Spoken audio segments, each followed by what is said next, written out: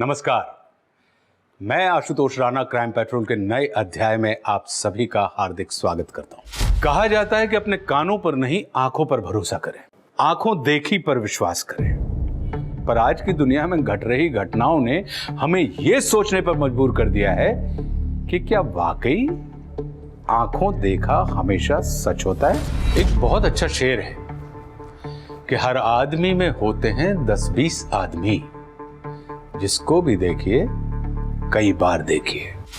आज के जमाने में हर इंसान के कई चेहरे होते हैं। लोग पर्सनल स्पेस में अलग बर्ताव करते हैं और डिजिटल दुनिया में उनकी एक अलग ही पहचान होती है। ऐसा लगता है कि हर आदमी ने एक्टिंग में महारत हासिल कर ली है और हमने उस सूक्ति वाक्य को बहुत गंभीरता से ले लिया है कि साहब ये दुनिया एक रंगमंच है और इस मंच पर उपस्थित रहने वाला हर व्यक्ति एक अभिनेता। बहुत फायदा उठा लिया तूने मेरा, बस अब और नहीं। हाँ, तेरे को अच्छे से रख के गलती की है मैंने, तेरे पर निकल आए हैं। हाँ? लगता है अब काटने पड़ेंगे। अरे तो तू मुझसे शादी क्यों नहीं कर लेता? मैं ऐसे ही तो तेरे साथ नहीं रह सकती ना। क्या बोली तू? ए तू रुक। नहीं, वो मेरे कहने का वो मतलब नहीं था। मैं तो बस ये चाहती हूँ कि तू मतलब तो अब मैं तुझे समझाऊंगा। तू रुक, वहीं आ रहा हूं मैं। आज तो तेरा हिसाब करके रहूंगा मैं।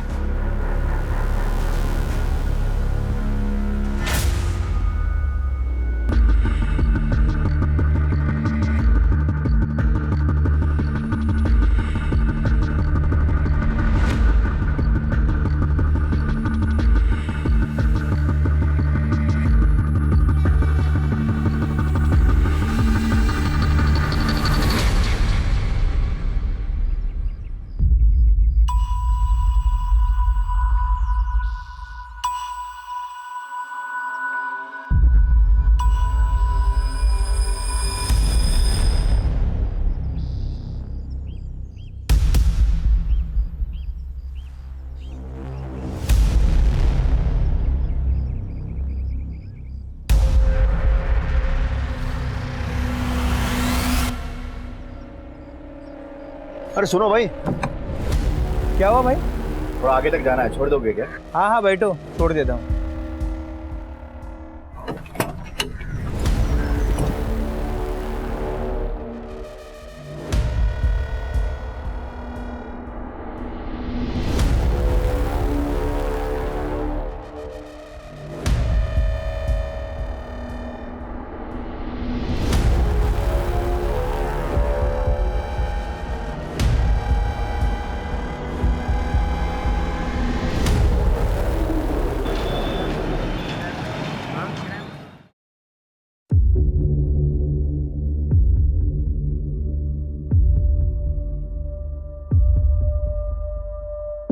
यहाँ क्यों बैठे हो तुम लोग?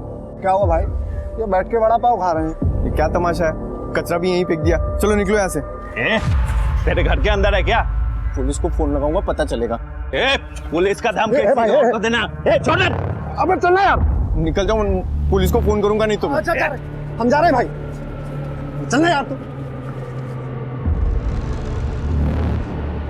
अरे चलना यार। साले तेरे चक्कर में मैं भी जाऊंगा। चल।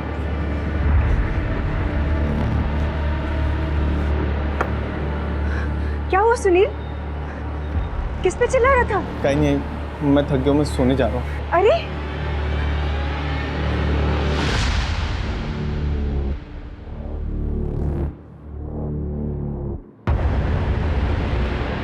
जाने दो मुझे, छोड़ो छोड़ो, जाने दो, जाने दो, जाने दो,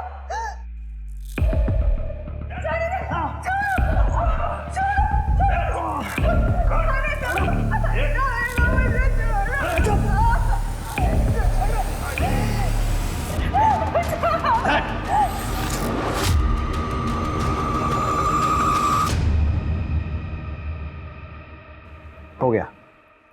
अरे भाई लेकिन नाप तो ले लो। अरे अरुण भैया को नाप लेने की जरूरत नहीं है, उनकी आंखें इंची टेप का काम करती हैं। ठीक है, नमस्ते भैया। नमस्ते।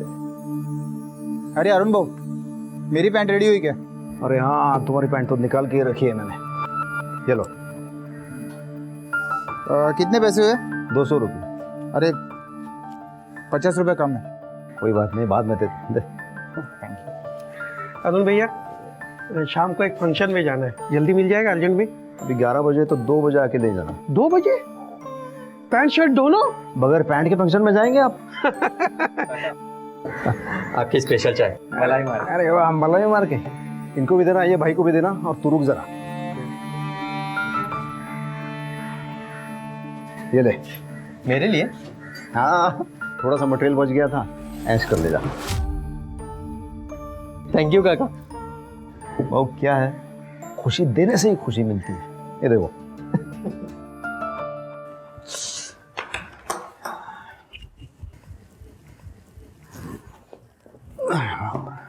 लीजिए पानी। पैसे लाए? पैसे? क्यों?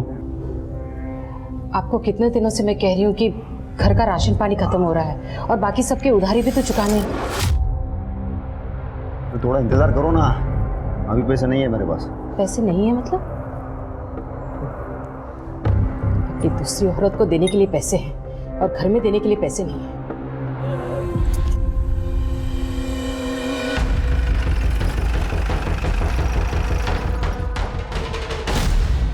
सर 2 घंटे पहले आदिवासियों ने लाश देखी और हमें इन्फॉर्म किया। सर उम्र लगभग 30 साल की है और सर ये एक ट्रक ड्राइवर है। इसका नाम कमलेश प्रजापति है। उसका ट्रक का है? मालूम नहीं सर। ट्रक ढूंढो। ये बता सर, तृप्ति चेक करो। Yes sir. सर मुझे लगता है कि ये कमर्शियल सेक्स वर्कर है। अक्सर ट्रक ड्राइवर ऐसी औरतों को यहाँ पे लाते हैं, या फिर ये भी हो सकता है कि इसकी कोई रिलेटिव हो या फिर बीवी। मतलब ये कमलेश, क्या हो सकता है कमलेश ने उसको यहाँ लाया, उसको मार दिया, या कहीं और मारा या डंप किया। तो फिर कमलेश को किसने मारा? सर इस औरत को बहुत ही बुरी तरह मारा पीटा गया है। इसके अलावा और कोई चोट नहीं है और ना ही रेप के इंडिकेशंस है। लेकिन सर देख के ऐसा लगता है कि पिटाई के दौरान ट्रॉमा से ही इस औरत की जान चली गई होगी। कोई ऐसी चीज जिससे बॉडी आइडेंटिफाई हो सके? No sir.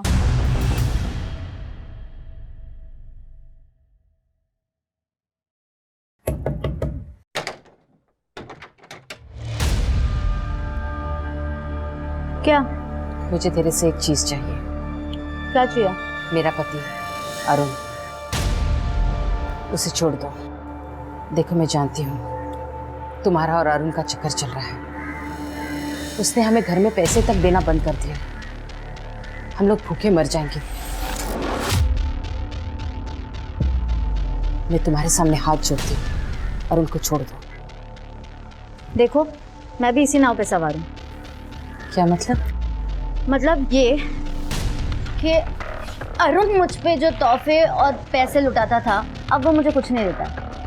सुना है उसने एक और रख ली जो तेरी और मेरी दोनों की सौत है। कौन है? वो मुझे नहीं पता। हाँ लेकिन कभी कभी उसका फ़ोन आता है जब अरुण मेरे साथ रहता था तब, या अरुण उसे फ़ोन मिलाता है ये जानने के लिए कि वो क्या कर रही है क्या नहीं। कभी प्यार से बात करता है, कभी गुस्से से। लेकिन इतना मुझे पता है कि दोनों के बीच में चक्कर चल रहे हैं।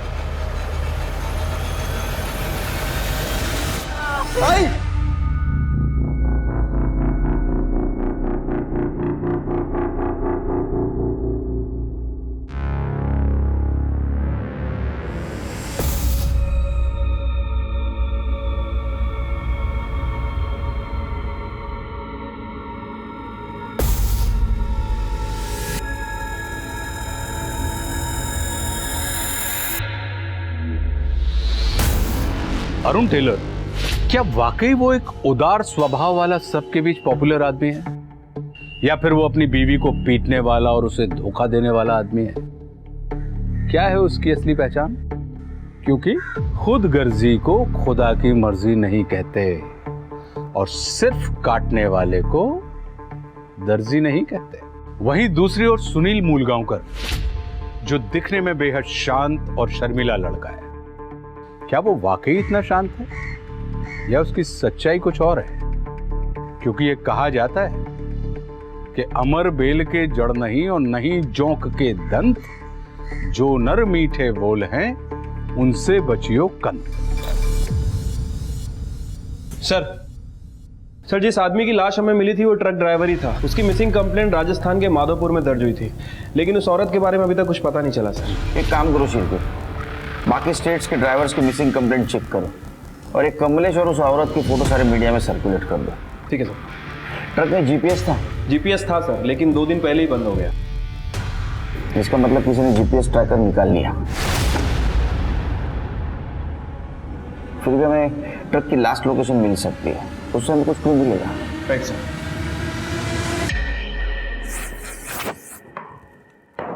क्या देख रही है? सोच रही हूँ आज किसकी बारी है, रागिनी या नए वाले की। रागिनी ने मुझे सब बताया आपके नए प्यार के बारे में। कौन है वो? कहीं नाबालिग तो नहीं? ये क्या तरीका है अपने पति से बात करने का? मैं तेरे को अब सिखाता हूँ अपने पति से कैसे बात करते हैं, क्योंकि मेरे बाप ने मेरे को सिखाया है लोगों को तमीज कैसे सिखाना है। पहले पति बनकर तो दिखाइए।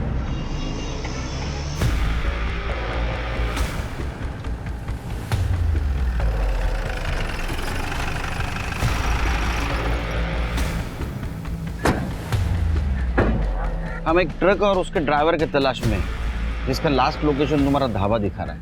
हो सकता है साहब, रोजाना काफी ट्रक आते हैं यहाँ पर।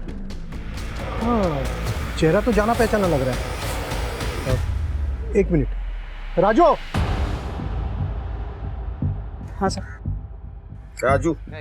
हाँ साहब, ये आदमी परसों के दिन यहाँ से ट्रक लेके निकला था साहब, और इसके ट्रक में एक लड़की को मैंने छुपके छुपके चढ़ते हुए भी देखा था।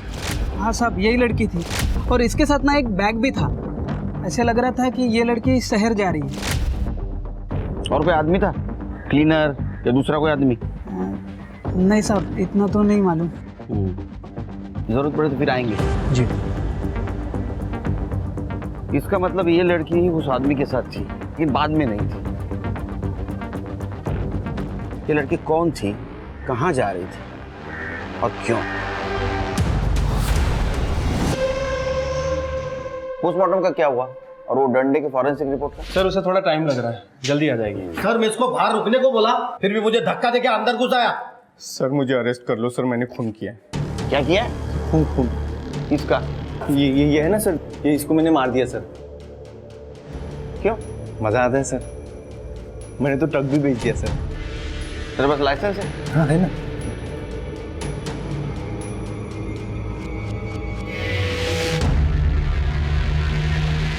ये तो एलएमवी का है, तो ट्रक कैसे चलाता है? अच्छा, लेकिन मैंने तो चला लिया सर।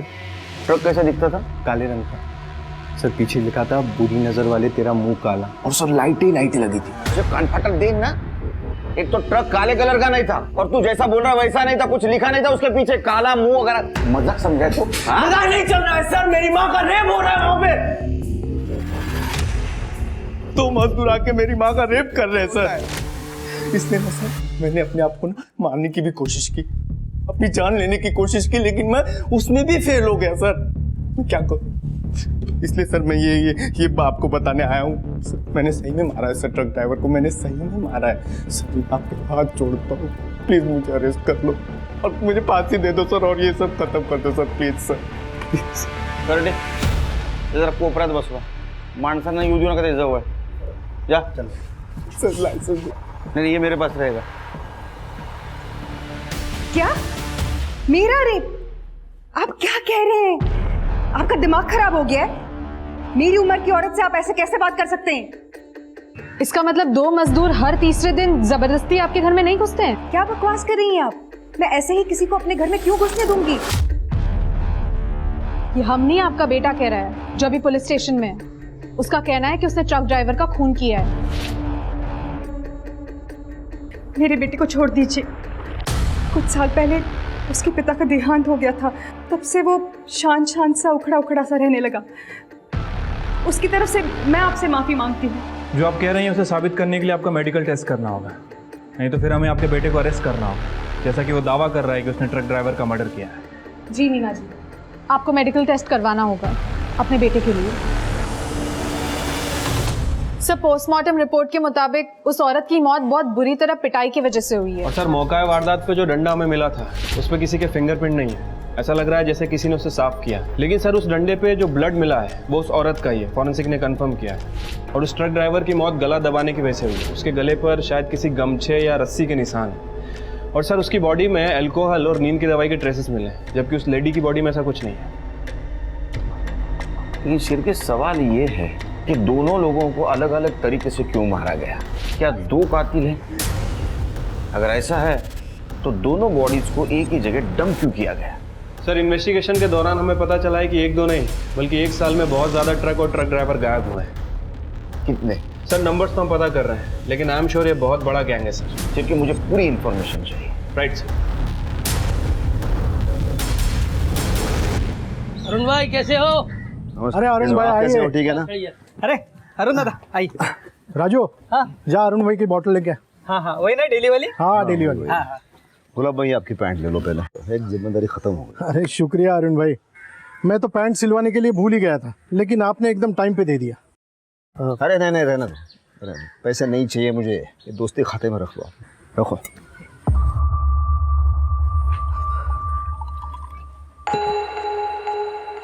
क्या बात है, बहुत परेशान लग रहे हो, कोई बात है क्या? जिसे मैं अपने जान से भी ज्यादा प्यार करता था ना, वो इस दुनिया में नहीं रही। मुझ सबने मिलकर उसे मारा है। किसने? मेरे खुद के परिवार ने और उस औरत ने जिसकी मैंने सबसे ज्यादा मदद की, ये सब ने मिलकर मारा है उसे।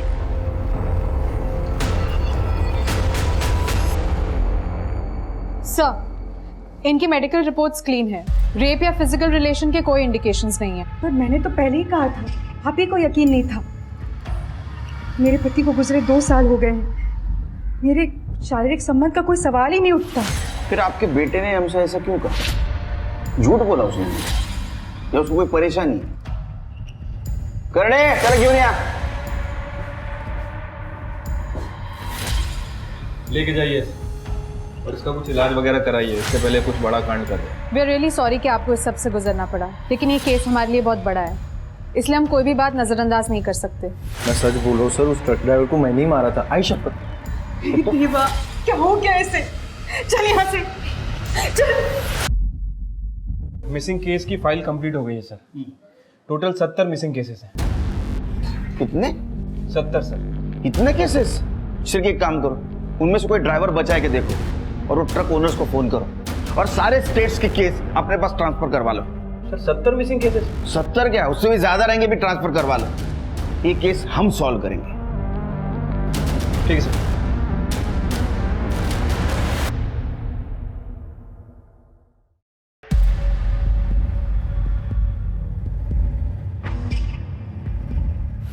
कितने दुख की बात है ना सर, ये ट्रक के मालिकों को अपने ड्राइवर्स की कोई चिंता ही नहीं है। ट्रक ड्राइवर गायब हो जाते हैं और ये मालिकों को पैसा इंश्योरेंस से मिल जाता है, उसके बाद उनकी कोई खबर ही नहीं लेता।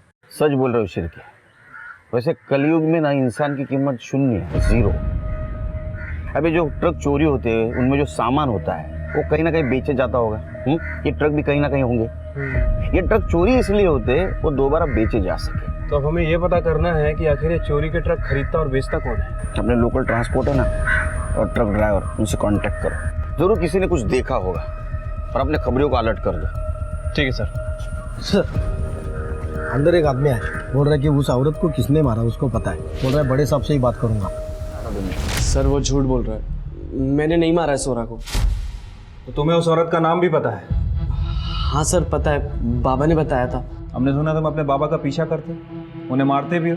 बहुत अच्छा फर्ज निभा रहे हो बेटा होने का। फिर तो बाप का मर्डर भी कर सकते हो। नहीं सर, बाबा मुझसे बदला लेना चाहते थे, मैंने उनसे पैसे लिए थे। और करो सपोर्ट उस कमीने को। साहब तनय सही कह रहा है, अरुण ने ही हमें बताया था उस स्वरा को प्यार करता है। अरुण का और एक औरत के साथ चक्कर चल रहा है, राखिनी खरी नाम है उसका। उसे चाहिए तो पूछ लीजिए, उसे भी पता है स्वरा के बारे में, उसी ने हमें ये सब बताया है। तो माँ बेटे का कहना है कि अरुण झूठ बोल रहा है। झूठ नहीं सर, वो लोग इल्जाम लगा रहे हैं, कह रहे हैं कि अरुण एक नंबर का याश आदमी है, गाली गलोच लड़ाई झगड़ा सब कुछ करता है। साथ ही साथ उसका औरतों के साथ अफेयर भी चल रहा है। दूसरी औरत के बारे में पता चला? हाँ सर, किसी रागिनी घरे का नाम ले रहे हैं वो लोग। साहब, अरुण से ज्यादा दिलदार और मददगार आदमी मैंने नहीं देखा। वो मुझसे बहुत प्यार करता है। अगर राधा उसे तलाक दे देती तो वो मुझसे शादी कर लेता। लेकिन राधा का तो कहना है कि अरुण की लाइफ में कोई और भी औरत है, और राधा ने ही आपको इस बारे में बताया था। हाँ, वो अरुण ने एक बार मुझे अखबार में एक औरत का फोटो दिखा के पूछा था। ये अरुण तो बहुत कंफ्यूज कैरेक्टर लग रहा है। सर, मैंने अरुण के बारे में नटराज मार्केट में पता किया। सर, आप यकीन नहीं करेंगे, अरुण की इक्वेशन और रेपुटेशन बहुत ही ज्यादा अच्छे है वहाँ। सर, सभी लोगों को कहना है कि अरुण गरीबों की मदद करता है। जो लोग अफोर्ड नहीं कर सकते उनको कम पैसे में कपड़े सिल के देता है, और कभी कभी तो फ्री में दे देता है। सर, चाय वाले से लेकर सभी लोग वहाँ पे उसका बहुत ज्यादा सम्मान करते हैं। इसका मतलब स्वरा को वो सच में मदद कर रहा था, लेकिन स्वरा को लगा कि रागिनी का उसके साथ अफेयर चल रहा है, और उसने ये बात राधा को भी बता दी। तृप्ति, क्या सच में उस दिन स्वरा अरुण की दुकान में गई थी?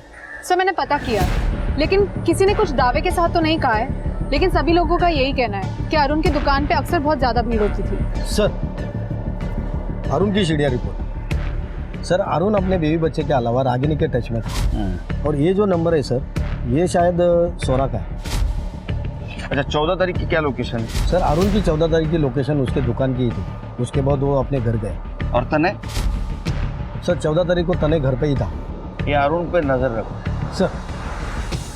किस पे भरोसा करे और किस पे ना करे, समझ में नहीं आ रहा।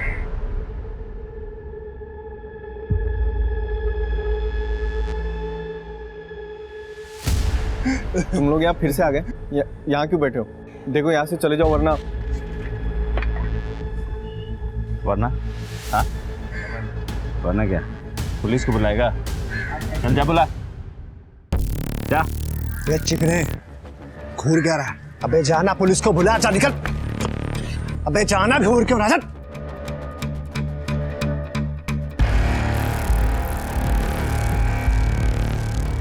शिरके तृप्ति कोल्हापुर का मैप है, और ये जो 2 एरिया है ये सबसे बड़े एरिया है, और जो कुछ भी ट्रक्स गायब हुए वो इस रेडियस में से हुए। लगता है मर्डर भी इसी रेडियस में हुए, तो हमें पूरा एरिया अच्छी तरह से स्कैन करना होगा। लेकिन सर, ये एरिया तो काफी बड़ा है, कैसे पॉसिबल होगा? डोंट वरी शिरके, मैंने वहाँ के लोकल पुलिस स्टेशन से कांटेक्ट किया है, और फॉरेस्ट ऑफिसर भी हमें मदद करने के लिए तैयार है। ग्रेट।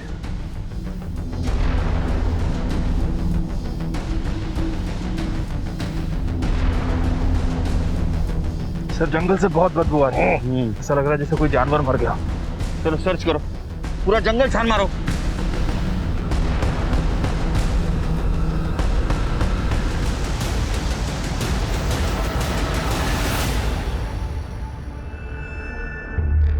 खोदो, पूरा एरिया छान मारो। जाओ।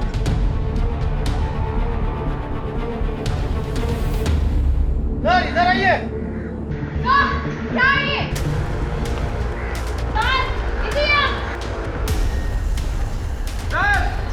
इधर आइए। इधर आइए।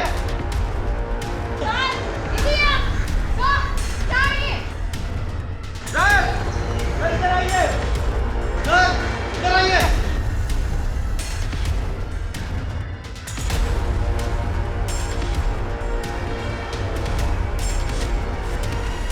शेर के जितने भी स्केलेटन और लाशें मिली हैं, उन सबको एक जगह जमा करो।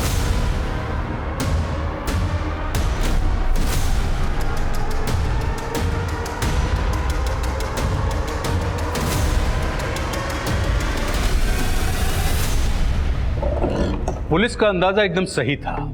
वो सिर्फ शुरुआत थी। एक के बाद एक पुलिस को जंगल में 40 बॉडीज, या यूं कहें कि 40 कंकाल मिले थे। उन सभी लाशों को बिना कपड़ों के ऐसे छोड़ दिया गया था कि या तो इन्हें जंगली जानवर खा जाते, या फिर प्रकृति अपने आप उन्हें मिट्टी में मिला देती। कपड़ा, जेवर, आईडी प्रूफ कुछ भी नहीं मिला था। पुलिस का मानना था कि यह सब जानबूझकर किया गया है ताकि कोई लाशों की शिनाख्त ना कर पाए। पुलिस इस समय सिर्फ किलर को ढूंढ रही थी। उसे यह अंदाजा ही नहीं था कि यह मामला किलर का नहीं बल्कि सीरियल किलर का है। खबरियों के नेटवर्क की वजह से पुलिस को एक और बड़ी कामयाबी मिली। पुलिस के हाथों वो आदमी लगा जो चोरी किए हुए ट्रकों को खरीदता था, शमशेर आलम। चिल्ला मत, खड़े रह। बोल, चोरी के ट्रक किससे खरीदता था, बोल। मैं नहीं जानता कौन। मैंने उसका चेहरा तक नहीं देखा साहब। वो ट्रक भी मुझे सुनसान रास्ते पे देता था साहब। मैं ट्रक देखता था, उसका माल देखता था, कंडीशन देखता था, उसके बाद उसको पैसा दे देता साहब, कैश। साहब वो जब भी आता था ना, अपना चेहरा गमछा से बांध कर आता था, इसीलिए साहब मैंने उसका चेहरा देखा ही नहीं। फोन नंबर बोल उसका। साहब उसका फोन नंबर तो नहीं है, लेकिन हाँ साहब वो लैंडलाइन नंबर से हमेशा फोन करता था। बोल। हाँ जी, बिल्कुल यही नंबर है। कौन इस्तेमाल करता है ये फ़ोन को? कई लोग इस्तेमाल करते हैं, ट्रक ड्राइवर्स और भी कई लोग आते हैं यहाँ। कोई एक आदमी होता तो बता भी देता। आजकल तो मोबाइल फ़ोन का ज़माना है, सबके पास मोबाइल फ़ोन है, फिर ये फ़ोन यहाँ क्यों रखा है?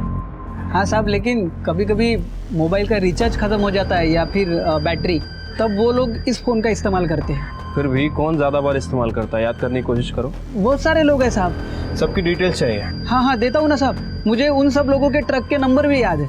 वेरी गुड, सबके ट्रक के नंबर भी लिख के दो। हाँ। चांसेस कम है शेर के, लेकिन फिर भी चेक करना पड़ेगा। सर अब मुझे अरेस्ट कर लो सर, अब सच्ची में अरेस्ट कर लो। अरे तो पुनः अलग कर दे। अरे ये इसको लेके जाओ। अरे सर मेरी बात तो सुनो सर। चल भाग चल।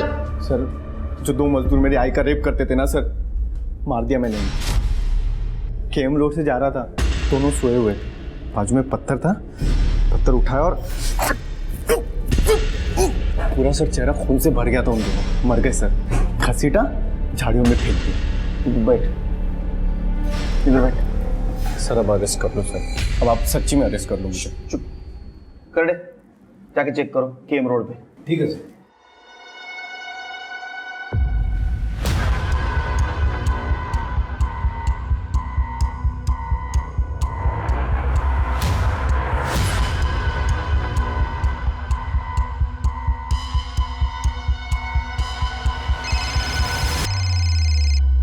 हाँ कर दे। मी इकडे आलो है, पर यहाँ पर बॉडी नहीं है। अब आ जाओ इधर।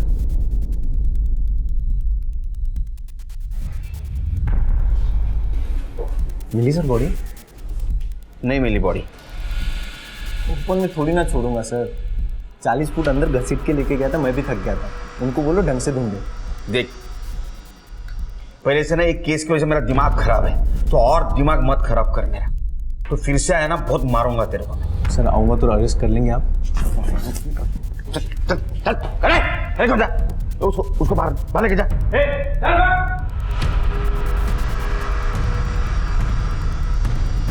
सर अब नहीं आएगा ये। एक काम करो शेर को, अपने एक अच्छा हवालदार को ट्रक ड्राइवर के बेस में ढाबे पे भेजो और देखो उसके पास कोई आता है क्या।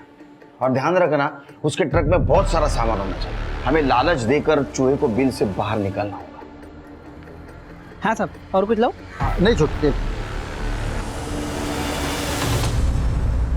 सुनना, अब मेरा मालिक मुझे कल बताएगा कि इस ट्रक का माल कहाँ छोड़ना है, तो आज की रात ये ट्रक पार्क करने के लिए और मुझे सोने के लिए कुछ मिल जाएगा, इंतजाम हो जाएगा? हाँ हो जाएगा ना भाई, और 4 पाई भी मिलेगी। क्या बात है? बस हमारे गुलाब सेठ के साथ में बात करनी पड़ेगी, मैं पूछ के आता हूँ। हाँ करना।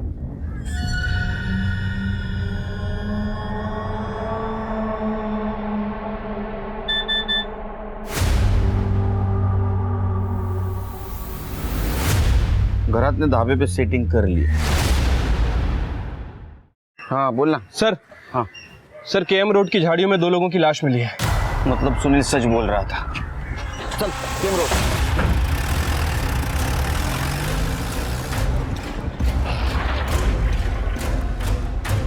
तुम्ही इकडे येऊन गेलो ना? हाँ सर, मैं यहाँ पर आके चेक करके गया था। हाँ, लेकिन वो आदिवासी लोगों का अंदर बॉडी मिली है।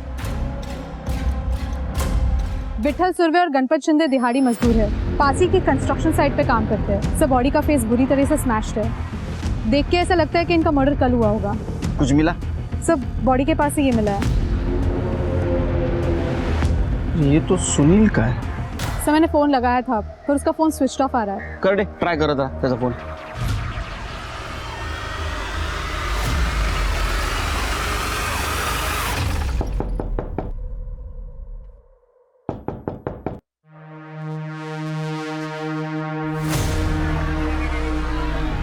सर डेथ हो गई है।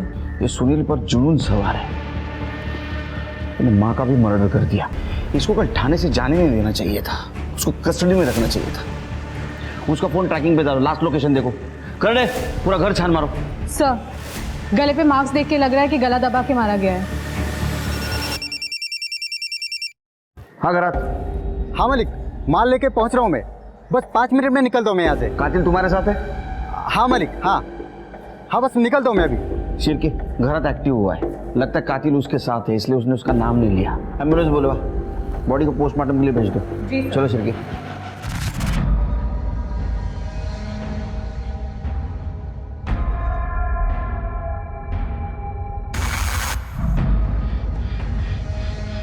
देख तेरा नया शिकार, चल ऐश कर ले, मार दे इसको। हाँ मैं गाड़ी का माल देखता हूँ। 2 मिनट भरत, तेरे माँ की क्या गलती थी, उसको क्यों मारा? माँ गंदी हो गई थी सर। हाँ माँ गंदी हो गई थी।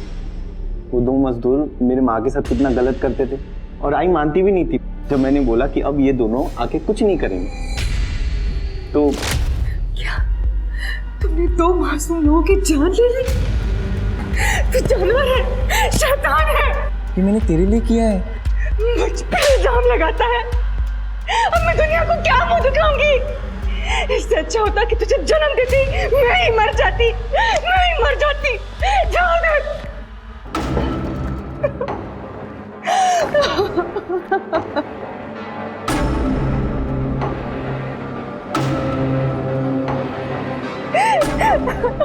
ठीक है, तू नहीं करता। ये सब तुम दोनों 1 साल से कर रहे थे ना? 70 ट्रकें लूटी तुमने, 70 लोगों की जान ली है ना तुमने? मैंने कभी गिनती नहीं की। और ये दोनों मजदूरों को क्यों मारा? कमीने, मैंने बोला था ना उन मजदूरों का खून मत कर करके। अबे तू इंतजार नहीं कर सकता था क्या? चैन से सोना था तो सर मजदूरों को मारना पड़ा। तो जब मैं खून करता था ना सर, चैन की सुकून की नींद नहीं थी, इसलिए तो मैंने ट्रक ड्राइवर को मारना था। लेकिन और कमलेश की बॉडी मिलने के बाद हम दोनों ने तय किया था कि फिर कोई कांड नहीं करेंगे, लेकिन सुनील को क्या जल्दी पड़ी थी। बॉस चलो ना किसी को मारते हैं, बहुत तलब लगी है, नींद नहीं आ रही है मुझे। फिर मारवाएगा क्या? धीरे से बोल रहा। वो कमलेश ड्राइवर और लड़की के केस का लफड़ा चल रहा है ना, तो पुलिस बहुत अलर्ट है अभी। तो मेरी सुन ले, रुक जा, मैं सोचता हूँ कुछ। मैं क्या करता साहब, एक दिन पहले दोनों मजदूर मेरे घर के बाहर मुझे बेइज्जत कर रहे थे सर। मार दिया उनको, रास्ते के बाजू में सोए हुए थे, कुछ रहा नहीं क्या सर।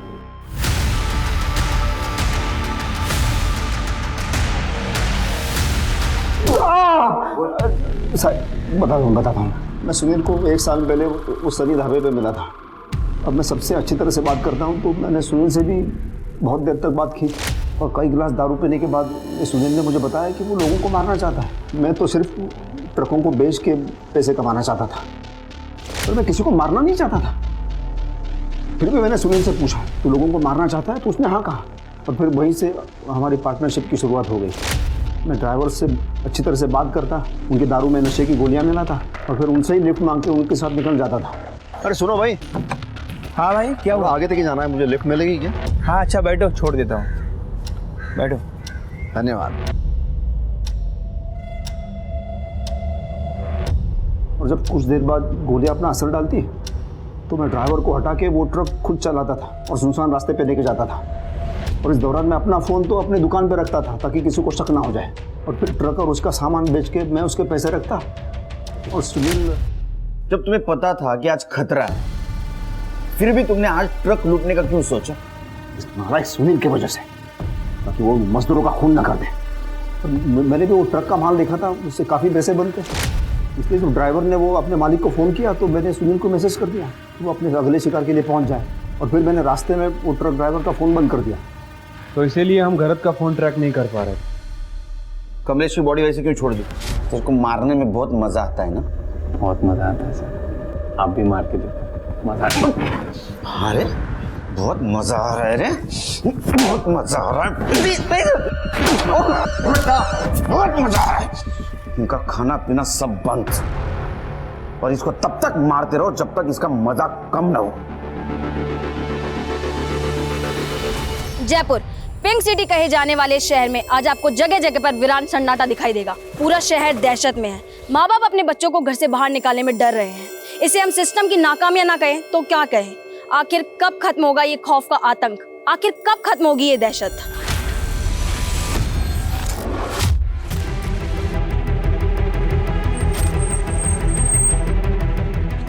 साहब मैंने ही आपको फ़ोन किया था साहब। ये देखिए साहब, सर लड़की की उम्र 12-13 साल लग रही है, कपड़े फटे हुए हैं, शायद रेप अटेम्प्ट हुआ। इस बच्ची के चेहरे को बुरी तरह से बिगाड़ा गया है। शायद कपड़ों से पहचान हो पाए कौन है। बाकी हमारी टीम आसपास तो पूछताछ कर ही रही है। आसपास चेक करो, शायद कहीं सीसीटीवी लगाओ। सर आज का केस जितना विभत्स है उतना ही अकल्पनीय भी है। जिस तरह की नीचतापूर्ण घटनाएं इस केस में घटी थी उसे देखकर आपको लगेगा कि मानो ये कोई फिल्म की कहानी थी, लेकिन अफसोस कुछ भी काल्पनिक नहीं था। ये सभी घटनाएं वास्तव में घटी थी। इस अपराध में निर्दयता और अमानवीयता अपने चरम पर थी। यह जुर्म जितना निंदनीय था उतना ही विध्वंसक भी था। यह केस बताता है कि जब किसी दिमाग में विकृति घर कर लेती है तो एक विकृत दिमाग किस हद तक तबाही मचा देता है। खाला, आपने मुझे प्रॉमिस करा था कि आप मुझे मोबाइल दोगे गेम खेलने के लिए। बोलो ना खाला।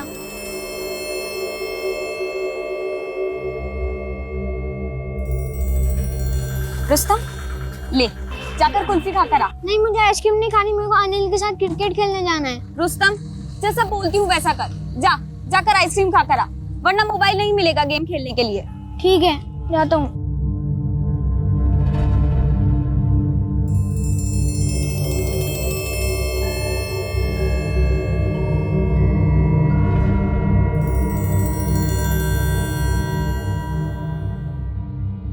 भैया वो मशीन चाहिए थी। कौन सी मशीन? प्रेगनेंसी टेस्ट वाली। Test machine.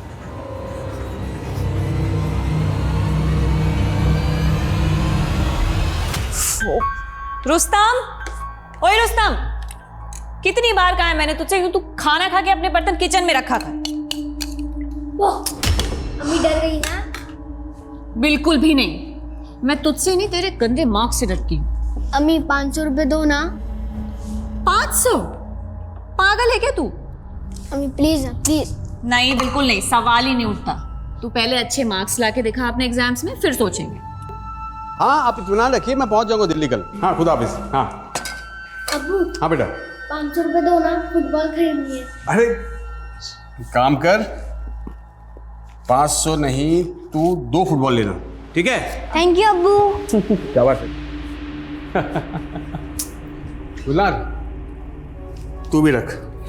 जीजू मैं क्या करूंगी इसका? अरे रख, दीदी के लिए बर्फ लेके आना, आजकल बहुत गर्म रहती है।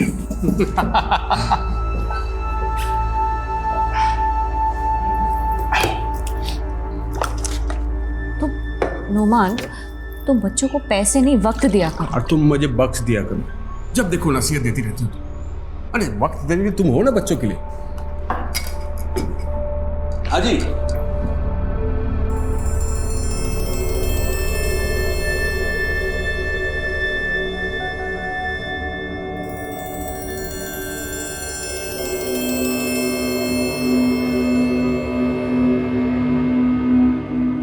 अम्मी 500 रुपए दो ना जो अब्बू ने दिए थे। जिद नहीं बेटा, तुझसे कितनी बार कहा है कि जब अब्बू आ जाएंगे तब इस बारे में बात करेंगे। अम्मी प्लीज। बेटा अच्छा सुनो, मैं काम पे जा रही हूँ, तुम चुपचाप अपना होमवर्क करना और खाला को तंग नहीं करना। वैसे तुम्हारी खाला है किधर? गुलनार? हाँ अभी। किधर है? मैं बाथरूम में हूँ। मैं काम पर जा रही हूँ, तुम ध्यान रखना। हाँ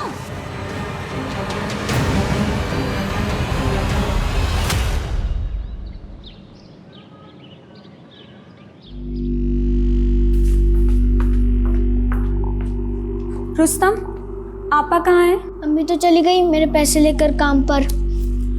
और जीजा जी? खाला आप सब भूल जाते हो, अब्बू तो दिल्ली गए हुए हैं। और जल्दी चलो, हमें भी तो क्लास के लिए लेट हो जाएगा।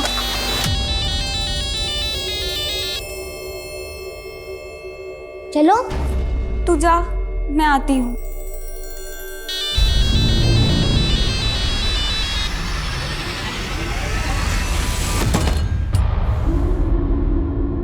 Thank you uncle.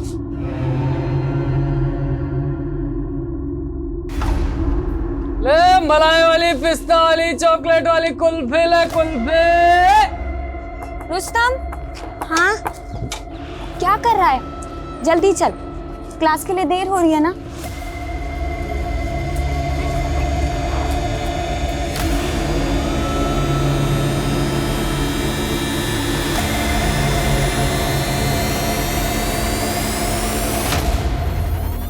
Noman, Gulnar और रुस्तम घर पर नहीं है, पता नहीं कहाँ चले गए। अरे वही कहीं होंगे, ठीक से देखो। अनीता से पूछा तुमने? सबसे पूछा, पूरे मोहल्ले में ढूंढा पर कहीं नहीं मिले, और गुलनार का तो फोन भी स्विच ऑफ आ रहा है। आमना टेंशन मत लो, देखो मैं रास्ते में हूँ, अभी आ रहा हूँ, ठीक है? अच्छा एक काम करो, तुम रुस्तम के दोस्तों से बात करो, शायद उन्हें पता होगा। हाँ ठीक है। सर सभी थानों से कांटेक्ट किया, मिसिंग डेटाबेस सर्च किया। खबर जब तक नहीं मिलती तब तक खोजते रहो सुल्तान। बॉडी शहर के इतने अंदरूनी इलाके में मिली है। हाईवे बॉर्डर पे मिलती तो एक बार को मान सकते थे कि मर्डर किसी दूसरे शहर में किया होगा और बॉडी को यहाँ पे डंप किया गया, लेकिन ऐसा है नहीं। यानी काम किसी लोकल आदमी का है? बिल्कुल, जो इस पूरे इलाके को जानता है और यहाँ के सभी रास्तों को भी जानता है, और यह भी हो सकता है कि वो आसपास के रहने वाला हो। एक काम करो, फिलहाल 15 किलोमीटर रेडियस को टारगेट करो और वहां पे जितने भी घर हैं सब में इंक्वायरी करो। I want results.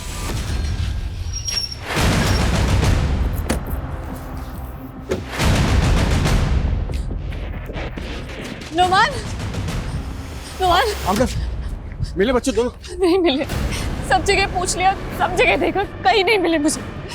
आप जल्दी चलिए, पुलिस स्टेशन चल के पूछते हैं। एक मिनट आमना, कल तुम्हारी नाइट ड्यूटी थी ना? हाँ? ये बात तुमने मुझे पहले क्यों नहीं बताई? बच्चों को घर पर अकेला क्यों छोड़ा तुमने? अरे आप ही ने तो कहा था कि आप दिल्ली से शाम तक आ जाएंगे घर वापस। आप नहीं आए, मेरा काम था, मैं निकल गई, मैं क्या करती? अरे मुझे भी तो काम था, इसलिए मैं आ नहीं पाया ना। इसका मतलब थोड़ी। अच्छा छोड़ो, गुलनार रुस्तम को मोहल्ले में ढूंढते हैं, चलो। एक सेकंड, मोहल्ले में सबसे पूछा है, कहीं नहीं मिले मुझे। हमें पुलिस स्टेशन जाना पड़ेगा। अच्छा ठीक है, चलो पुलिस थाने चलते हैं, आ जाओ। सर रुस्तम और गुलनार एक साथ स्कूल जाते हैं, फिर कोचिंग क्लास और उसके बाद घर आते हैं। आप थोड़ा इत्मीनान से बताइए, कल आप दोनों बच्चे घर पे थे और आप 3 दिन से दिल्ली में थे। जी सर। आप कल रात घर पे नहीं थी? सर एक्चुअली मेरे ऑफिस में एक लड़की नहीं आई थी, तो मेरी ड्यूटी थोड़ी एक्सटेंड हो गई थी, तो घर नहीं आ पाई। लेकिन इन्होंने कहा था कि ये शाम तक आ जाएंगे, पर ये। सर मैं काम में थोड़ा मसरूफ था। कोई बात नहीं। अच्छा ये दोनों बच्चे कौन से कोचिंग क्लास में जाते हैं? ER class. लड़की की उम्र 12-13 साल रही होगी। पूरी बॉडी पर बाइट मार्क्स हैं और 4 हड्डियां भी फ्रैक्चर हैं। डेथ कब हुई होगी? मैं दावे से तो नहीं कह सकता, पर बॉडी मिलने के कम से कम 24 घंटे पहले लड़की की डेथ हो चुकी थी। पूरी बॉडी में ब्लड जम गया था। आई थिंक मारने के बाद बॉडी को किसी ठंडी जगह पर रखा गया था, और डेथ की वजह भी न्यूरोलॉजिकल शॉक है। शायद पेन बर्दाश्त नहीं कर पाई होगी लड़की। सर को उसके बाद कुछ लगा? जी। अगर ये कोई पेशेवर कातिल है तो NCRB के डेटाबेस में इसका रिकॉर्ड मिल सकता है। एक काम करो, इस लड़की की बॉडी पे जो बाइट मार्क्स हैं वो बाइट मार्क डेटाबेस से मैच करके देखते हैं, शायद कुछ मिल जाए। ले मलाई वाले, बादाम वाले, कुल्फी ले कुल्फी, आइसक्रीम।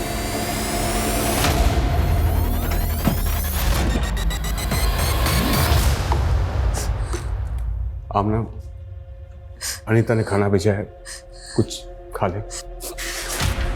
नहीं खाना मुझे, और आपकी हलक से खाना कैसे उतरेगा?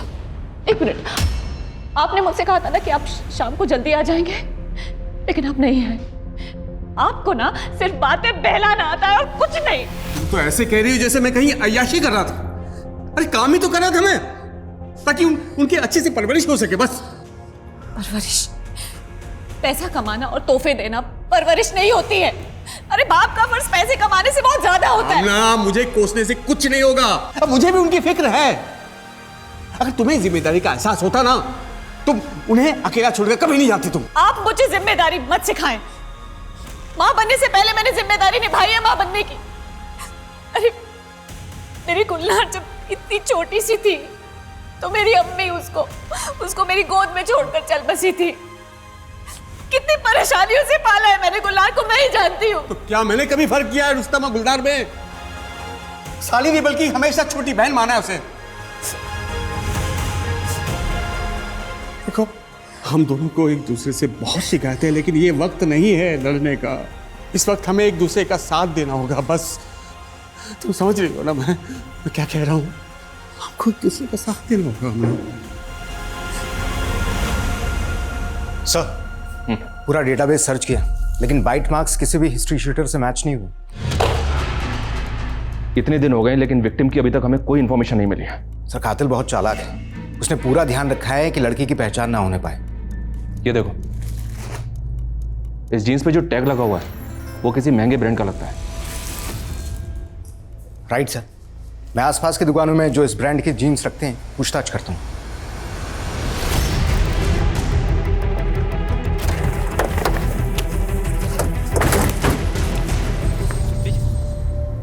रुस्तम के साथ इसकी खाला भी थी गुलनार। आसपास चेक करो, शायद उनकी लाश भी यहीं कहीं है।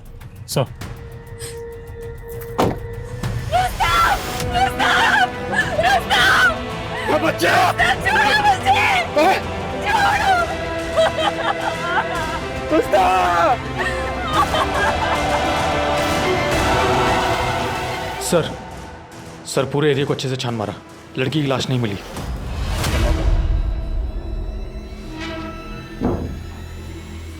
डरो मत, जो हुआ था गुलनार की मर्जी से हुआ था। तुम्हारा नाम नहीं आएगा इसमें, और दोबारा मुझे फोन करने की कोशिश मत करना, ठीक है? रुस्तम की पोस्टमार्टम रिपोर्ट के मुताबिक रुस्तम का पहले रेप हुआ, फिर उसका गला काटा गया और रुस्तम की मौत ज्यादा खून बहने की वजह से हुई। सर, कोई एक बच्चे को इतनी बुरी तरह से टॉर्चर कैसे कर सकता है? ये किसी बीमार दिमाग का काम है। ये जो कोई भी है ना, उसे हमें जल्द से जल्द ढूंढना होगा। जी सर। गुलनार के call records? Sir, call records आ गए लेकिन उनमें कुछ भी खास नहीं मिला है।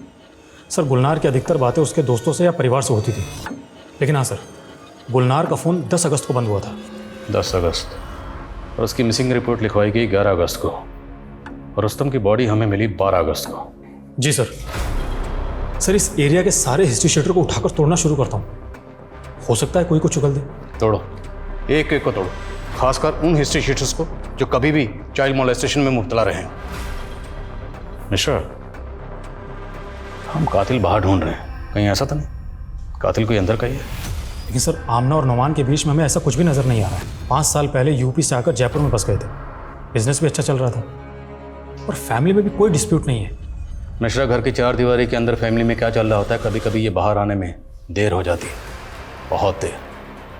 और जहाँ तक गुलनार का सवाल है, सबका यही कहना है कि भले ही 13 साल की थी लेकिन बहुत समझदार थी। अगर इतनी समझदार थी तो वो कहीं भी अकेले क्यों जाएगी? कोई तो वजह रही होगी। गुलनार की बहन आमना और नुमान, दोनों की डिटेल्स निकलो। कहीं तुमने तो मेरी बहन के साथ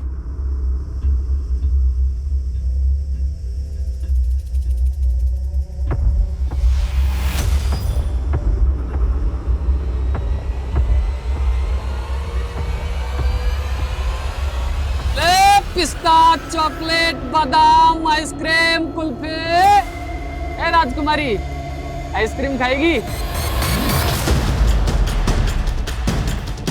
सर, ये तो गुलनार है। रुस्तम की बॉडी जहाँ मिली वहाँ से ये जगह तकरीबन 6 किलोमीटर दूर है। इस 6 किलोमीटर के रेडियस में जितने भी सीसीटीवी हैं सबकी फुटेज निकालो, 11 से 13 तारीख के बीच की। जी सर। और सर, गुलनार के जीजा नुमान को भी इन्फॉर्म कर देता हूँ। इसकी बहन को भी कॉल करो। सर, गुलनार की पोस्टमार्टम रिपोर्ट और किसी तेज धार वाले हथियार से उसका गला काटा गया था, मगर सर गुलनार की बॉडी को फ्रिज में जमाया गया था डंप करने से पहले। गुलनार की मौत कब हुई थी? सर, बॉडी मिलने से करीब 24 घंटे पहले, यानी 14 तारीख को। 3 दिन बाद गुलनार को मारा गया। जी सर। और सर, एक चौंकाने वाली बात सामने आई है, हाल ही में गुलनार का अबॉर्शन हुआ था। What? गुलनार का अबॉर्शन? महज 13 साल की बच्ची का अबॉर्शन? जी सर। और सर डॉक्टर का कहना है कि गुलनार के प्राइवेट पार्ट पर काफ़ी जख्म थे, जिसे देखकर लगता है कि काफ़ी लंबे समय से उसको सेक्सुअली एक्सप्लॉइट किया जा रहा था। मिश्रा, महज 13 साल की बच्ची का अबॉर्शन हुआ, उसे सेक्सुअली एक्सप्लॉइट किया जा रहा था और उसे इतनी बेरहमी से मारा गया। ये घिनौनी हरकत कौन कर सकता है? उसकी बहन और जीजा से बात करनी होगी, शायद इन दोनों को कुछ पता हो। और इन दोनों के कॉल रिकॉर्ड्स में निकलाओ और चेक करो कि इन दोनों के कॉल रिकॉर्ड्स में किसी क्लिनिक का नंबर मिलता है। सर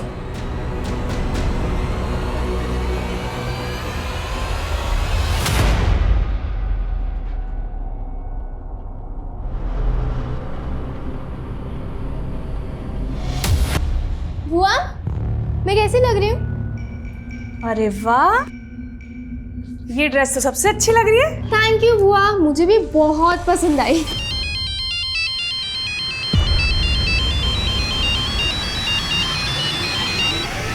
सर आमना और नोमान के कॉल रिकॉर्ड्स क्लीन है, लेकिन उनके घर में एक लैंडलाइन है और उसे रिदम नर्सिंग होम में करीब 3 बार कॉल किए गए थे। रिदम नर्सिंग होम, नाम सुना सुना लग रहा है। ये रिदम नर्सिंग होम तो वही है ना जो इलीगल अबॉर्शन के चलते सील हुआ था? जी सर, और सर पड़ोसियों से पूछताछ करने पर मालूम चला है कि आमना अक्सर वहाँ जाया करती है। गुलनार महज 13 साल की थी, इतनी छोटी बच्ची का अबॉर्शन। और इतनी छोटी बच्ची अबॉर्शन के लिए उस क्लिनिक में अकेली तो नहीं गई होगी, कोई ना कोई तो उसे ज़रूर लेकर गया होगा। उस क्लिनिक की पिछले 1 महीने की CCTV फुटेज खंगालो, लेट्स फाइंड आउट गुलनार वहाँ किसके साथ गई थी। तब तक नोमान और आमना से मिलते हैं। सर या अल्लाह, गुलनार ने अबॉर्शन करवाया था? जी हाँ, अबॉर्शन, और वो भी रिदम नर्सिंग होम में, उसी नर्सिंग होम में जहाँ पर आप अक्सर चेकअप के लिए जाया करती हैं। सच सच बताइए, गुलनार को अबॉर्शन के लिए आप ही लेकर गई थी? जी नहीं सर, मुझे तो पता ही नहीं था कि गुलनार पेट से थी। गुलनार, मैं निकल रही हूँ। हाँ, क्या हुआ? आप बाबू, कोई बात नहीं, तुम अपना ध्यान रखना। हाँ, मैं जल्दी आ जाऊंगी। यानी वो अबॉर्शन का पेन था। इतनी बड़ी बात गुलनार ने मुझसे छुपाई। क्या गुलनार की जिंदगी में कोई लड़का था? आई मीन कोई करीबी दोस्त? नहीं सर, मेरे लिए तो गुलनार एक छोटी सी बच्ची थी, लेकिन मुझे नहीं पता था कि वो ये इस आप? हाँ? आप भी इस बारे में कुछ नहीं जानते? नहीं नहीं सर, मुझे तो अभी तक यकीन नहीं हो रहा सर ये सब।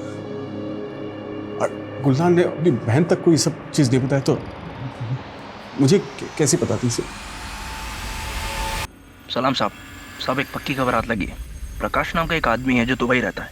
उसकी बेटी अनुष्का यहाँ अपनी बुआ इंदू के साथ रहती है, लेकिन 9 अगस्त के बाद से अनुष्का अपने स्कूल नहीं गई। और उसकी बुआ ने अपने पड़ोसियों को यह बता रखा है कि वो अपने मामा के यहाँ गई। लेकिन सर चौंकाने वाली बात यह है कि अनुष्का की माँ का कोई भाई नहीं था, तो ये मामा कहाँ से आया? तेरा मतलब है कि अनुष्का ही वो लड़की है जिसको हम इतने दिनों से ढूंढ रहे हैं? पूरे चांस है सर, उम्र कदकाठी के हिसाब से वो अनुष्का ही होनी चाहिए। और सर अनुष्का का जो फादर है प्रकाश, वो भी जयपुर ही आ रहा है। और कोई इन्फॉर्मेशन हाथ लगती है तो बताना, तब तक नजर आए इंदू बुआ से मिलते हैं। सलाम सर।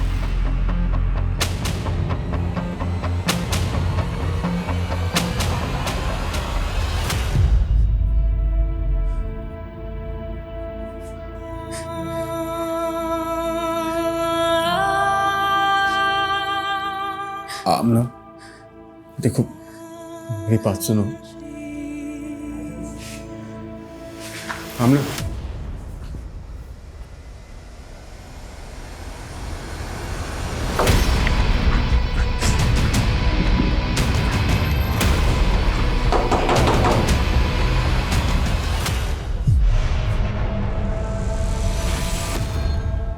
रुस्तम और गुलनार के साथ जो हुआ उसके लिए सच बताना विजय, जिस दिन रुस्तम और गुलनार गायब हुए थे उस दिन तुमने अपने काम से छुट्टी ली थी ना? हाँ। क्यों? कहाँ थे तुम? सर, अनुष्का की बुआ इंदू के घर पर ताला लगा हुआ है, लगता है फरार हो गई। खबरियों को अपने काम पे लगा दिए। सर खबरें जुगनू आया है। सब ताज़ा खबर यह है कि इंदू एक बहुत खतरनाक औरत है। कुछ साल पहले तक वो एक अनाथ आश्रम में सुपरवाइजर थी, लेकिन वहाँ 2 लड़कियों ने खुदकुशी कर ली थी और आरोप था इंदु पर कि वो छोटी बच्चियों से धंधा करवाती थी। इसका बहुत बड़ा बवाल हुआ और इसी बवाल के बाद उसे नौकरी से भी निकाल दिया गया और उसके पति ने भी उसे छोड़ दिया। ठीक है जुगनू, अभी तो निकल। साहब। सुल्तान, इस सिंधु का पता करो जल्द से जल्द।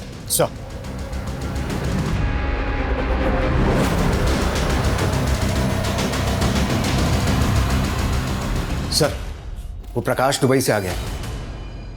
ठीक है, उससे बॉडी की शिनाख्त करवाओ। सर।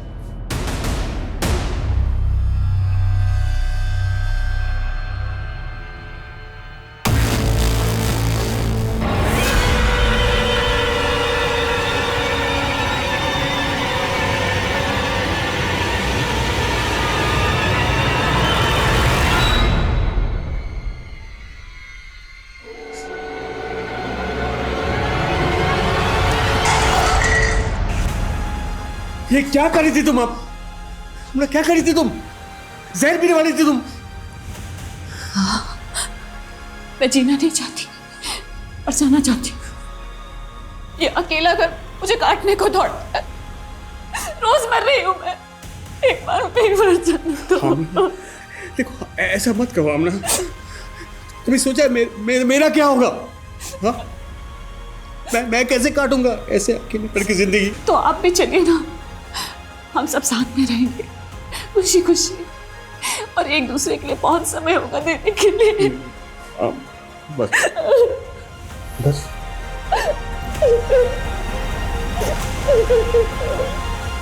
सर ये आमना और नुमान की जोड़ी तो बड़ी उलझी हुई है। क्या पता चला इनके बारे में? सर ये आमना नुमान की दूसरी बीवी है और रुस्तम आमना का बेटा नहीं बल्कि नुमान की पहली बीवी का बेटा है।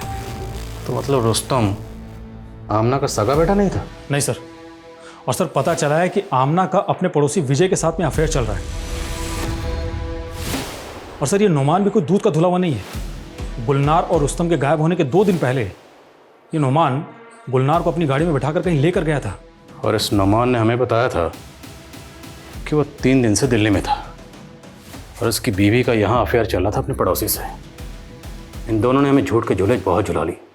अब इन्हें सच के घूंट हम पिलाएंगे। उठाओ दोनों मियां बीवी को। सर। अनुष्का की माँ हमें 3 साल पहले छोड़कर चली गई थी।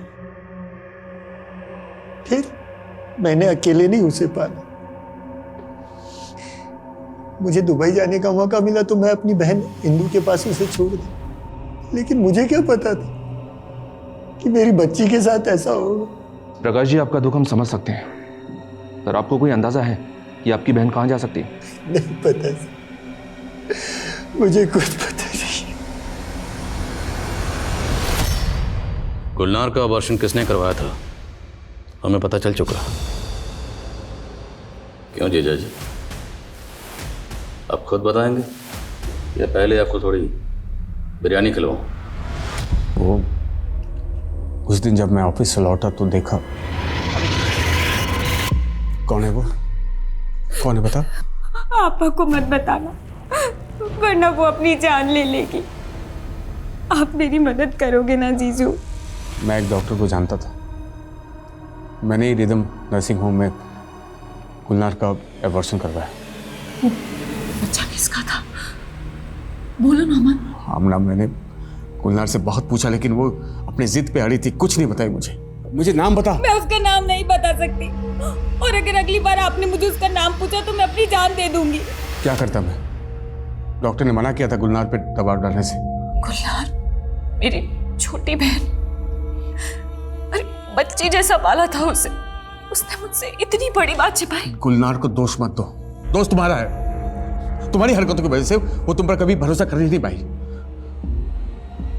मतलब ये कि उसे पता था तुम मेरे पीठ पीछे क्या कर रही हो। कहना क्या चाह रहे हो? यही कि गुलनार को तुम्हारे और विजय के बारे में सब कुछ पता था। सर, आमना एक अच्छी माँ है, इसलिए अपने बच्चे के फ्यूचर के लिए मैं सब कुछ चुपचाप सहता रहा। आमना जी, देखिए, आपके घरेलू मसले में या आपकी निजी जिंदगी में दखल देने का या कोई सवाल पूछने का हमारा कोई हक नहीं, पर हमारा पूरा शक विजय पर है, क्योंकि विजय पर पहले भी एक लड़की को मोलेस्ट करने के चार्जेस लग चुके। तो इसलिए साफ साफ बताइए, क्या विजय का आपके घर पर आना जाना था क्या वो गुलनार से मिलता जुलता था? अरे गुलनार, तुम तो दिन ब दिन टमाटर की तरह लाल होती जा रही हो। आपा, मैं पढ़ने जा रही हूँ। दिल लगाकर पढ़ाई करना गुलनार। शक तो मुझे तब भी हुआ था सर। वो अक्सर हंसी मजाक किया करता था गुलनार के साथ। एक दो बार तो घुमाने भी ले गया। कहीं विजय ने तो गुलनार और रुस्तम को नहीं मार दिया? एक डिसफंक्शनल परिवार में पल रहे बच्चों पर घर के तंग माहौल का यकीनन बुरा प्रभाव पड़ता है। जब उचित माहौल नहीं मिलता तो बच्चे अपने मनोभाव, अपनी संवेदनाएं आसानी से व्यक्त नहीं कर पाते हैं। वे मन ही मन उलझ कर रह जाते हैं। अक्सर इस उधेड़-बुन से जूझ रहे बच्चे एक सहारा खोजते हैं, कोई जो उन्हें सुने, उन्हें थामे। जब अपनों से यह सहारा नहीं मिलता तब वो अपने आसपास नजरें दौड़ाते हैं और यहीं धोखा खा बैठते हैं। मासूम नजरें शातिर दिमाग नहीं पढ़ पाते और नतीजा अक्सर तबाही होता है। सर लगता है विजय अंडरग्राउंड हो गया। खबरों में बोला उसका पता लगाने के लिए। और सर ये भी पता चला है कि गुलनार जिस कोचिंग क्लास में जाती थी वहाँ का टीचर विनय भी कुछ दिनों से गायब है और पड़ोसियों को भी इसके बारे में कुछ पता नहीं है। मतलब चोर की दाढ़ी में तिनका? जी सर। सर विनय की कुंडली निकाली तो पता चला है कि उस पर भी मॉलेस्टेशन के चार्ज लग चुके हैं पहले। पता लगाओ ये विनय कहाँ गायब है। मुझे ये विनय जल्द से जल्द किसी भी हालत में चाहिए। अब इस केस में हम गोल गोल बहुत घूम ली। अब इस केस को सही रुख देने का वक्त आ गया है। सर एक बात और, सवाल ये है क्या बच्चे अपनी मर्जी से वहाँ पर गए थे? क्योंकि ज़बरदस्ती हुई होती तो किसी का तो ध्यान जाता। हो सकता है किसी का ध्यान गया हो और वो सामने ना आया हो। एक काम करो, दोनों बच्चों की तस्वीरें लोकल न्यूज़पेपर में दो। लेट्स सी क्या सामने आता है। सर। अरे मेरी राजकुमारी, बता आज कौन सी आइसक्रीम चाहिए? पिस्ता, वनीला, चॉकलेट? ठहर जा, तेरे लिए स्पेशल है और वो भी बिल्कुल मुफ्त। ये आइसक्रीम वाले सुनो, तेरी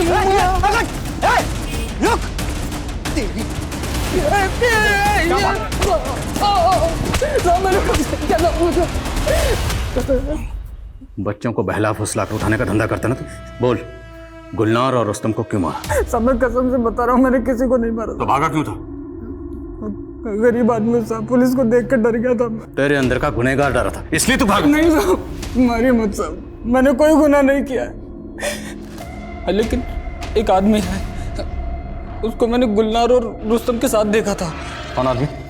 मैं जानता नहीं साहब, लेकिन वो साइकिल पर आता था और गुलनार और रुस्तम को भी उसके साथ जाते देखा था मैंने।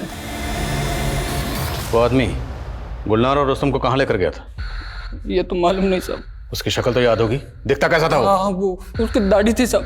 और पहले तो मुझे शक नहीं हुआ साहब, लेकिन अभी 3 दिन पहले उसको एक बच्चे के साथ देखा था मैंने और कल उस बच्चे की अखबार में खबर पड़ी तो।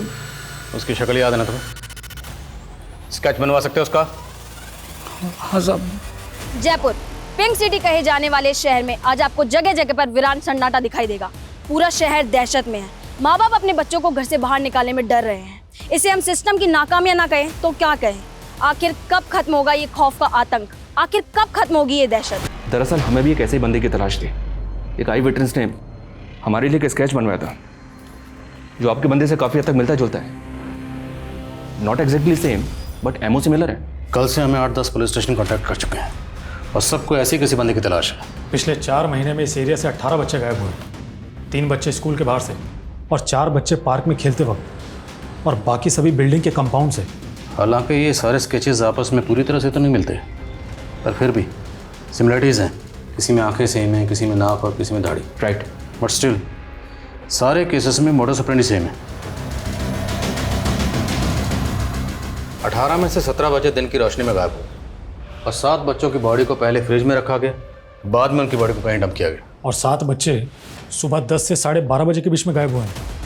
शातिर खिलाड़ी है ये, जानबूझकर बच्चों को दिन की रोशनी में गायब करता है क्योंकि दिन की रोशनी में माँ बाप बच्चों को लेकर महफूज महसूस करते हैं। उन्हें लगता है कि बच्चे बाहर कहीं खेल रहे होंगे। ये माँ बाप की उसी लापरवाही और दिन की रोशनी का फायदा उठाता है। बिल्कुल सर। एक बात और सर, सभी 18 बच्चे 8 से 13 साल की उम्र के थे। एग्जैक्टली इसका एक पैटर्न तो समझ में आ रहा है और ये अपने टारगेट को किस तरह से डिसाइड करता है ये भी समझ में आ रहा है। अब इससे पहले ये किसी और बच्चे को अपना टारगेट बनाए, हमें इसे पकड़ना होगा।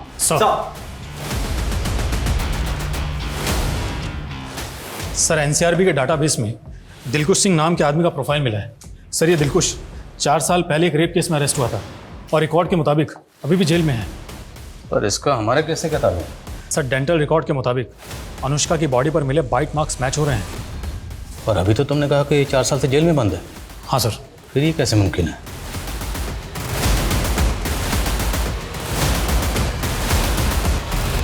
सुजान, सुजान। जी मैडम जी।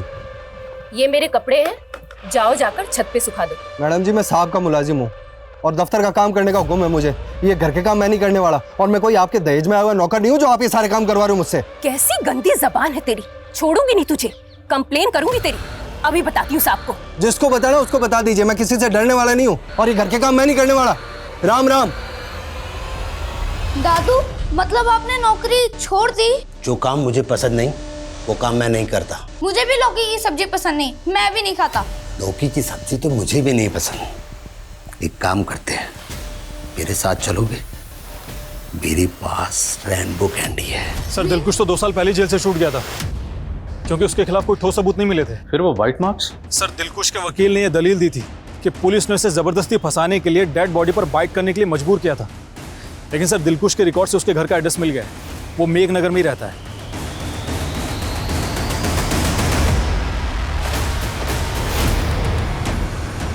जी साहब, दिलखुश पहले यही रहता था अपनी पत्नी के साथ। दोनों पति पत्नी विपक्ष के जैसे झगड़ते थे। दिलखुश नाम था लेकिन वो कभी अपनी पत्नी के दिल को खुश नहीं कर पाया। मजबूर होकर पत्नी ने उसे घर से निकाला और गांव लौट गई और ये मकान मुझे बेच दिया।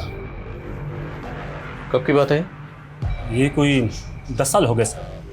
सब दिलखुश आदमी ठीक नहीं था, सबसे ही झगड़ता था वो। उसे एक बार फिर से जेल हुई जब वो अपने आर्मी ऑफिसर के यहाँ गार्ड था। उसने अपने सीनियर ऑफिसर को मारने की कोशिश की। उस पागल ने अपने ऑफिसर और उसकी बीवी को बम दे मारा।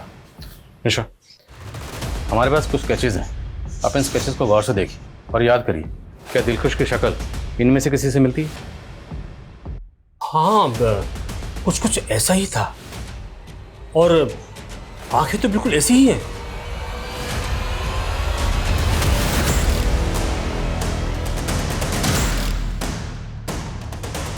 रुक। हाँ क्या हुआ साहब? सवाल बाद में करना। क्या इसमें? कुछ नहीं है साहब।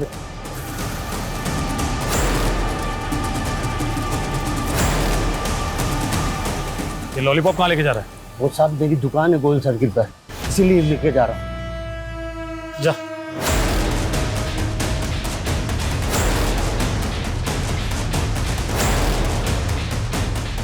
हेलो, कोई चौक पे शॉप है?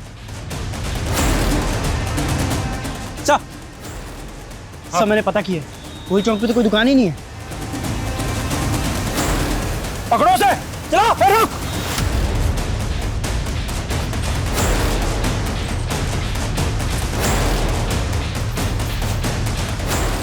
साइकिल यही है, इसका मतलब वो इसी एरिया में है। प्रेम, इन दोनों को अपने साथ में लेके जाओ और चेक करो। वर्मा,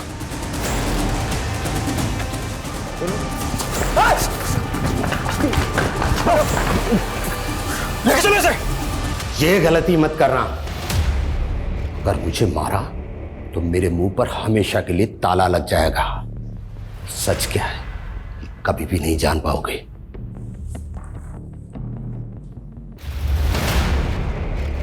बोल सच क्या? दिलखुश और सुजान सिंह, सच क्या? बोल निशा। गुलनार और रुस्तम, इन दोनों को तो नहीं मारा ना? नाम नहीं पता लेकिन चेहरे जानता हूं। हाँ, मैंने ही मारा है।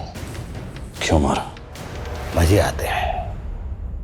बच्चों को लॉलीपॉप दिखाकर उन्हें ललचाता हूं, फिर उन्हें उठा लेता हूं और फिर उन्हें मार देता हूं। लड़के को तो उसी दिन मार दिया था लेकिन लड़की ज्यादा उछल रही थी। अनुष्का को भी तो नहीं मारा? वो मेरी गलती थी लेकिन मुझे बाद में पता चला कि वो लोकल बिजनेसमैन की बेटी है, किसी प्रवासी की नहीं। क्यों? प्रवासियों से तुम्हें क्या प्रॉब्लम है? उन्होंने तेरा क्या बिगाड़ा? उन्होंने मेरे साथ बुरा किया है, बहुत बुरा। मुझे सताया, इसीलिए अब मैं उन्हें सता रहा हूं। साफ साफ बोल, क्या हुआ था? 6 साल पहले मैंने किसी बच्चे को उठाया और उसका रेप किया। मैं वहां से भागने वाला था, तभी उन मजदूरों ने मुझे पकड़ लिया, मुझे बहुत पीटा और पुलिस के हवाले कर दिया। मासूम बच्चों को मार कर तुमने इतने सारे बच्चों को मारा, क्या तुम्हें कभी किसी पर तरस नहीं आया? हाँ, कुछ बच्चों पर रहम आया था। सोचा था कि उन्हें नहीं मारूंगा, हमेशा अपने पास ही रखूंगा, लेकिन वो कुछ दिनों बाद ही घर जाने की जिद करते। मेरे पास कोई चारा ही नहीं था सिवाय उन्हें सुला देने की। गुलनार का रेप उसके टीचर विनय ने किया था, जो डरा धमका कर गुलनार का फायदा उठा रहा था। उसे हमने अरेस्ट कर लिया था, पर जिन बच्चों की जान हम नहीं बचा पाए, उनकी जान ना बचा पाने का अफसोस है और जिंदगी भर रहेगा। सुजान सिंह गिरफ्तार तो हो गया, लेकिन जो दहशत का माहौल उसने बनाया था, उसका असर एक लंबे समय तक उस इलाके के लोगों पर रहा। माँ बाप अपने बच्चों को घर से बाहर निकलने देने में हिचकिचाते थे, और दूसरी तरफ सुजान सिंह को ना तो अपने किए का कोई मलाल था और ना ही अपने अंजाम की कोई परवाह। 23 मासूम बच्चों को निर्दयता से मारने वाला यह शख्स देखने में एक साधारण आम आदमी जैसा था। कोई कभी सोच भी नहीं सकता था कि इस इंसान के भीतर इतनी हिंसा, इतनी नफरत भरी हुई है। हर अपराध की जड़ में एक विकृत मानसिकता होती है, एक कुंठा होती है। अगर हम अपने चारों तरफ देखें तो पाएंगे कि कोई ना कोई एक व्यक्ति विशेष या एक किसी खास समुदाय के लिए कुंठा से ग्रसित है, और जब यही कुंठा हमारे विवेक पर हावी हो जाती है तो हिंसा के रूप में हमारे सामने आती है। अगर वक्त रहते सुजान की इस नफरत की दस्तक को किसी ने सुन लिया होता तो संभवतः मैं यहां आपको इस केस के बारे में बताने के लिए खड़ा होता ही नहीं। सुजान ने एक बार नहीं, अनेक बार दस्तक दी थी, मगर किसी ने इसके भयावह परिणाम को समझा ही नहीं। एक दस्तक नोमान को भी मिली थी, मगर नोमान को जब 13 साल की लड़की के गर्भ धारण करने की बात पता चली तो उसने पुलिस के पास जाने की जगह अपनी मान मर्यादा को ऊपर रखते हुए इस बात को दबाने का प्रयास किया। सुजान सिंह पर आईपीसी की धारा 302 के तहत कत्ल और धारा 363 के तहत अपहरण का मामला दर्ज किया गया। साथ ही की धारा 3 और 4 के अंतर्गत बलात्कार और उत्पीड़न के चार्ज भी लगाए गए और उसे उम्र कैद की सजा भी सुनाई गई। इस केस से हम सभी को एक सबक लेने की जरूरत है। हमारे बच्चे घर के भीतर हों या बाहर, माँ बाप को हर वक्त सतर्क रहना चाहिए। बच्चों में अनजान लोगों से दूरी बनाए रखने की समझ विकसित करना बहुत जरूरी है। साथ ही उन्हें गुड टच और बैड टच से अवगत कराना भी आवश्यक है, क्योंकि ऐसे दुष्कृत्य सिर्फ अनजान लोगों के द्वारा ही नहीं किए जाते, कभी कभी कुछ अपने जाने पहचाने लोगों के द्वारा भी किए जाते हैं।